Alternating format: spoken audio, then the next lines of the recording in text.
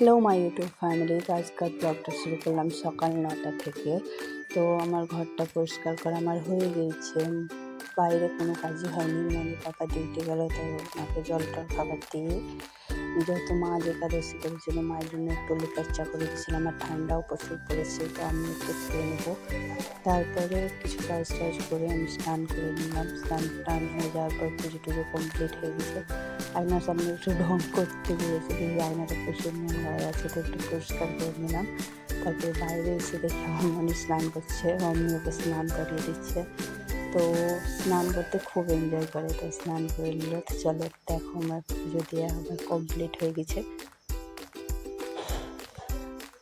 তারপরে আমি রোদ্রে বসে একটু চুল শুকাচ্ছিলাম, মনি আমার চিরুনি করে দিচ্ছিল। আর এত জোর জোর টানছিল, প্রচুর ব্যথা হচ্ছিল, কিন্তু আমার মনে ভালোবাসে দেখে আমি কিচ্ছু বলতে পারি। তারপরে দেখো আমার মনি দুটোর সঙ্গে একটু খেলা করলো। তারপরে আমি প্রসাদগুলো নিয়ে এলো, তো আমরা একটু প্রসাদ খেয়ে নিলাম।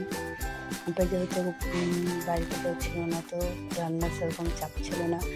আলু সিদ্ধ, ডিমের অমলেট আর ভাত করেছিলাম, ওটাই খেয়ে নিলাম। তারপরে সেলাইয়ের একটু কাজ ছিল, তো মা নাইটি দুটো আর একটা চাদর অনেক দিয়েছিল, সেগুলো সেলাই করলাম। Thank you for watching.